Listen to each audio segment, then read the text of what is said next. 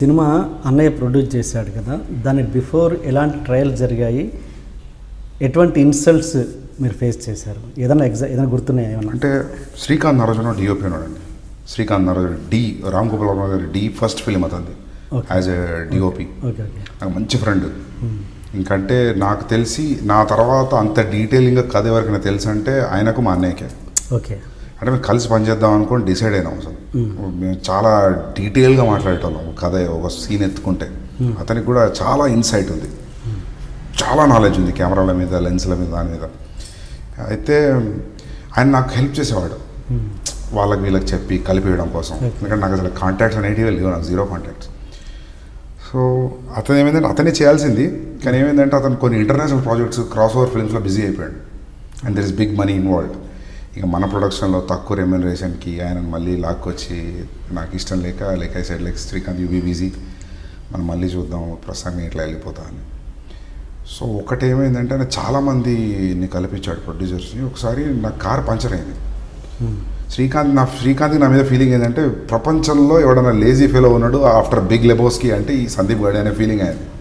ఆయనే బోరబొండ నుంచి అత్తాపూర్ వచ్చి నన్ను పిక్ చేసుకొని ఓ ప్రొడ్యూసర్ ఉన్నాడని చెప్పి కెఫే మెలాన్స్కి తీసుకొచ్చాడు.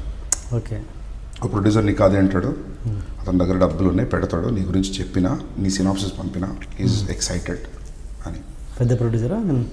He makes decent films. I don't want to take his like don't. So మేము కెఫే మెలాన్స్కి అలా ఎంటర్ అయ్యాం. ఆయన హడావిడిగా వెళ్తున్నాడు. వెళ్తుంటే డూడ్ అని చెప్పి పిలిస్తే అతను చెప్పాడు, డైరెక్టర్ వచ్చాడు కథ కోసం రమ్మన్నావు కదా, ఎవరైనా టైం కదా అంటే, ఏ లిసన్ నాకు అర్జెంట్ కాల్ వచ్చింది, హ్యావ్ టు గో అని. ఇప్పుడు డైరెక్టర్ వచ్చిండు, నువ్వు ఎటు వెళ్తున్నావు అంటే, లేలే నాకు అర్జెంట్ ఉంది వెళ్తున్నా అంటే, మనోడికి అసలు పిచ్చ కోపం వచ్చింది. బ్రదర్ ఒకసారి అన్నాడు. అంటే నేను పక్కన ఉన్నా, నేను చూస్తాను ఏం చేస్తాడు. నాకు తెలుసు శ్రీకాంత్ ఆ రోజు మేమిద్దరం కొంచెం షార్ట్ టెంపర్గా వేసి, నాకు మనోడు ఏం చేస్తాడు అనుకున్నాం. వస్తే భుజం ఇచ్చేసి ఇలా కిందికి అన్నాడు విండో దగ్గరికి, గుర్తుపెట్టుకో సందీప్ రెడ్డి వంగ పో అంటే, డూడ్ నేను అలా కాదు నాకు పని వెళ్ళు. నా శ్రీకాంత్ నాకు అసలే ఎవడు తెలియదు, తెలిసిన దగ్గర నన్ను బ్యాడ్ చేస్తాడు. సరిగా ఏం కాదు భయ్, నీ స్టోరీ ఎట్లుంది అమ్మ, వీళ్ళు వినపోతే అది ఇంకోళ్ళు దొరుకుతారు, వెయిట్ చేద్దాం. సో ఒక సాలిడ్ మోరల్ సపోర్ట్ శ్రీకాంత్ ఆ రోజు నాకు, గుడ్ ఫ్రెండ్. మేమిద్దరం కూర్చున్నామంటే ఇక అది విండోలు తెల్లగా అయిపోతాయి, అంటే తెల్లారుతుంది. సినిమా గురించి మాట్లాడుకొని ఒక సీన్ దగ్గర పాజ్ పెట్టి దాని గురించి మాట్లాడుతుంటే అది తెల్లారిన రోజులు ఉన్నాయి, మార్నింగ్ అయిపోయిన రోజులు. So that way he's one guy who was like a moral support. అంటే అరే నువ్వు చేసేది కరెక్టే అని స్ట్రాంగ్గా నమ్మిన వ్యక్తి ఫస్ట్ నుండి. సో నెక్స్ట్ సినిమాకి Srikanth camera? Yeah, why not, definitely. But ఆయన international projects this big money involved.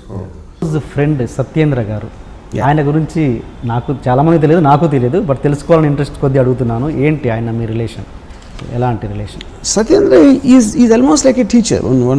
ఒక అంటే టీచర్ అనే వర్డ్ నాకు ఇష్టం ఉండదు, but I would say that Satyendra నాకు కలవకపోతే నా లైఫ్లో ఏదో నాలో ఒక డిఫరెన్స్ ఉండేది. ఏం డిఫరెన్స్ అనేది కూడా నాకు తెలియదు. అంటే నేను అలాంటి కాబట్టి నేను అతన్ని కనెక్ట్ అయ్యానా, లేకపోతే అతను నా లైఫ్లో వచ్చింది మళ్ళీ ఇలా అయ్యానా అనేది ఇట్స్ ఎ వెరీ ఉన్నీస్ బీస్ కైండ్ ఆఫ్ ఏ థింగ్ అది. ఎందుకంటే ఇప్పుడు నాకు సత్యేంద్ర కాలేజ్లో చెప్పింది ఒక్కొక్కసారి 30 ఏళ్ళ తర్వాత గుర్తొస్తుంది ఇప్పుడు మళ్ళీ అని. ఇప్పుడు అర్థం అవుతుంది కదా, అది చెప్పింది అప్పుడు నాకు గుర్తుండిపోయింది, కానీ ఐ డోంట్ అండర్స్టాండ్. సడన్గా నాకు ఇప్పుడు వెలుగుతుంది బల్బు. ఓకే, యూనో, అంటే is the most intelligent man ever met in my life. నేను మెట్ అంటే ఐఎమ్ ఇంక్లూడింగ్ నేను చదివిన పుస్తకాలు కానీ నేను విన్న వ్యక్తుల గురించి, వాళ్ళందరికన్నా is a superior person, you know.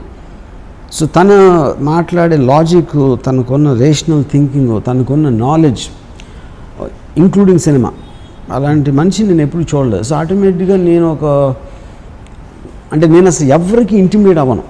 I always intimidate people. But Satyendra దగ్గర నాకు ఒక ఇది ఉండేది, అంటే ఒక ఆల్మోస్ట్ ఒక ప్రెషర్ ఫీల్ అవ్వండి.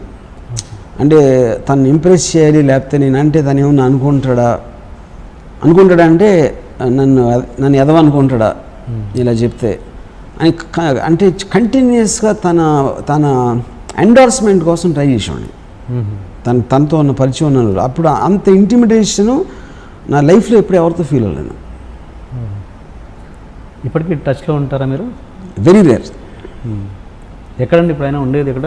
ఆయన ఇప్పుడు విజయవాడలో ఈజ్ ఇంజనీరింగ్ కాలేజ్లో ప్రొఫెసర్. అంతా మీకు ఇంపాక్ట్ క్రియేట్ చేసిన రిలేషన్లో మధ్య మీకు గుర్తున్న ఇన్సిడెంట్స్ చెప్పండి ఏదైనా మీకు ఆయనకు మధ్య జరిగింది. అంత ఇంపాక్ట్ క్రియేట్ చేసి అంటే రామ్ గోపాల్ వర్మ గారికి ఇంపాక్ట్ వచ్చిందంటే అది మామూలు విషయం కాదుగా, అదేంటి అని.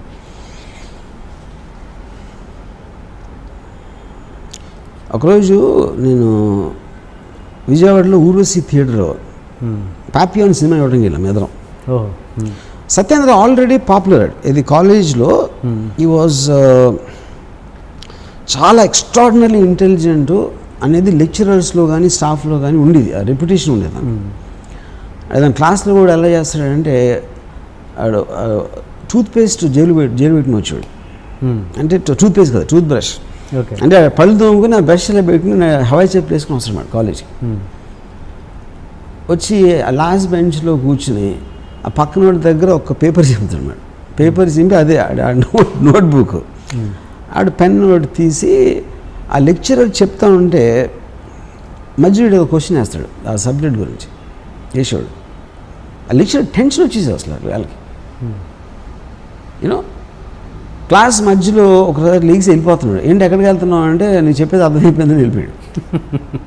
అండ్ ఆయన ఇప్పుడు వీళ్ళందరికీ నువ్వు అర్థం చేసి చెప్పి ఆ టైం నేను వేస్ట్ చేయనని చెప్పి వెళ్ళిపోయాడు. ఇలాంటి ఇన్సిడెంట్లు చాలా జరిగింది సత్యేంద్రతో. ఒకరోజు ఊర్వశి థియేటర్లో పాపియాన్ అని సినిమా ఇవ్వడం వెళ్ళాం. అంటే ఈ ఇంటర్వెల్లో ప్రిన్సిపల్ గారు కలిసారు, కాలేజ్ ప్రిన్సిపల్.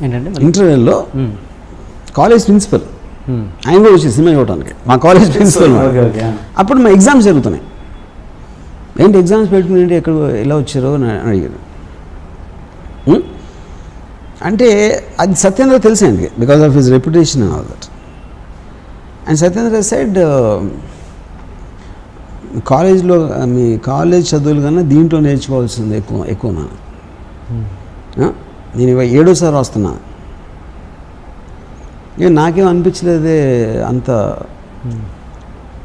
ఇందులో అన్నారు. మీకు అనిపించిందేదో నాకు అనిపించింది. సో ఆ కనిపించింది మీకు ఏదో కనిపించినప్పుడు 7 సార్లు చూడాల్సిన అవసరం ఏంటన్న మా principal. Why do fuck your wife everyday అన్నాడు. So the point is and you will say it with such intensity, మీకు ఇంటిమిడేట్ అయిపోతుంది. You won't even take it as an offence you know. అంటే ఈడు సత్యేంద్ర టైంలో నాకు తెలిసి ఒక 20 years ఉంటాడు ఏజ్, మేబీ 19. అండ్ మా ప్రిన్సిపల్ గారికి ఒక 50 ఏళ్ళు ఉంటాయి. ఇంకొక స్టూడెంట్ నేను తెలియదు దానికి మా ప్రిన్సిపల్ గారికి. నేనేదో సత్యేంద్ర ఫ్రెండ్ పక్కన I'm just anger on. Why do fuck your wife every day అని అడిగి చూస్తున్నాడు మహా. ఆయన అలా వెళ్ళిపోయారు తిరిగి. తర్వాత 5-6 years అయిన తర్వాత ఆయన రిటైర్ అయిపోయి 10 years తర్వాత నేను మరువలేని ఒక విద్యార్థి అని సత్యేంద్ర మీద ఒక వ్యాసం రాశారు ఒక బుక్ కోసం. అంత ట్రెమెండస్ ఇంపాక్ట్ క్రియేట్ చేశాడు తను. సో అలాగే నాకు ఎంత ఇన్ఫ్లుయెన్స్ ఉందంటే సత్యేంద్ర నుంచి నేను ఒక్కొక్కసారి నేను ఫ్రెండ్స్తోనో లేకపోతే ఎవరితో కూర్చుని మేబీ ఒక 9:30కి స్టార్ట్ చేసి 3:30 వరకు మాట్లాడింది సత్యేంద్ర గురించి. తనకి నాకు ఉన్న అనుభవాలు కానీ తనకున్న అంటే ఇప్పుడు ఏంటి తన ఏజ్ ఆఫ్ అంటే నాకు 2 years జూనియర్ అతను. నేను ఇంజనీరింగ్ కాలేజ్ 3rd yearలో ఉన్నప్పుడు తను ఫస్ట్ ఇయర్ జాయిన్ అయ్యాడు. అంటే నాకు తెలిసి మ్యాక్సిమం 17-18 ఉంటుంది ఏజ్ అప్పుడు సత్యేంద్ర. 17-18 ఏజ్లో already Friedrich Nietzsche, Ayn Rand, Arthur Schopenhauer, Descartes మొత్తం బుక్స్ అని చదివేశాడు. ఇంగ్లీష్ నాలెడ్జ్ తనకి ఆ టైంలో ఉన్నది ఇన్ని సంవత్సరాల తర్వాత నేను ఇంతవరకు ఎవరిని చూడలేదు. చాలామంది నా ఇంగ్లీష్ గొప్పగా అనుకుంటారు. నేను సత్యేంద్ర ఉండి ఇంగ్లీష్ మాట్లాడలేను, నాకు భయం వేస్తుంది అర్థం మాట్లాడటం. ఎందుకంటే నాకు తెలుసు కాబట్టి నా నాలెడ్జ్ కొన్న లిమిటేషన్. సో వైజాగ్ నుంచి వచ్చినోడు 1983లో అసలు అంత నాలెడ్జ్ ఎలాగ పాసిబుల్ అనేది నాకు బిగ్గెస్ట్ మిస్టరీ అది అంతవరకు. కానీ నేను అప్డేట్ అయింది మాత్రం సత్యేంద్ర గురించి. నేను అసలు ఫస్ట్ టైం ఫిలాసఫీ బుక్ చదివింది సత్యేంద్ర మౌలానా. ఫిలాసఫీ అన్న మాట వినింది సత్యేంద్ర మౌలానా. ఓకే. ఈ క్రాస్ క్వశ్చనింగ్ లేకపోతే అనలిటికల్ వే ఆఫ్ థింకింగ్ అనేది ఫస్ట్ నాకు అర్థమైంది సత్యేంద్ర మౌలానా.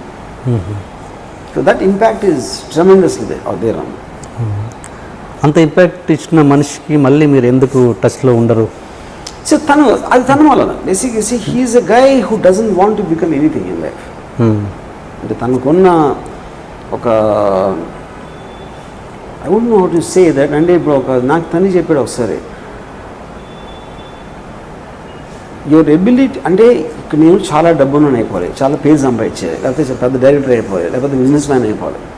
ఇలాంటిది ఏది మీకు ఒక అంబిషన్ అనేది లేదనుకోండి, మీకు ఎంత ఇంటెలిజెన్స్ ఎక్కడ ఉన్నా you will just be by your self.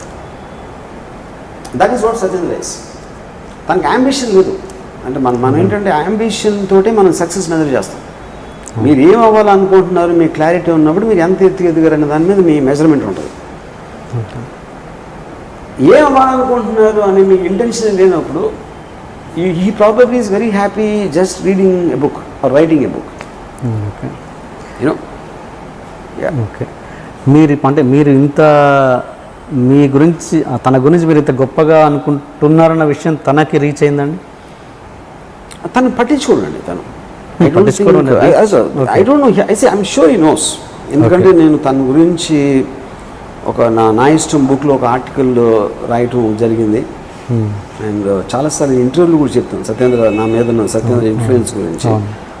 అంటే ఈ నోస్ ఇట్ లైక్ ఇన్ఫర్మేషన్ ఎంత నేను ఫీల్ అవ్వదు. ఎందుకంటే తను అబ్సల్యూట్లీ ఎమోషన్స్కి అసలు ఈజ్ బియాండ్ ఎమోషన్స్. రాముకి నేను చాలా ఇష్టం, నేనంటే చాలా గౌరవం, అట్లాంటి స్టూపిడిటీస్ తనకి యూ వోంట్ రియాక్ట్ దట్. ఒక ఇన్ఫర్మేషన్ లాగా ఎవడో రాము నా క్లాస్మేట్, అప్పుడు మేము ఇద్దరం కలిసి ఉండేవాడు, అది ఫీల్ అవుతున్నాడు ఒక ఇన్ఫర్మేషన్ లాగా ఉంటుంది. కానీ ఇప్పుడు నేను ఆలోచించినంత, నేను మాట్లాడినంత సత్యేంద్ర నా గురించి దాంట్లో 1% కూడా మాట్లాడే అవుతుంది. అది మాత్రం ఐఎమ్ వెరీ షూర్. ఎందుకంటే I'm a topic of no interest.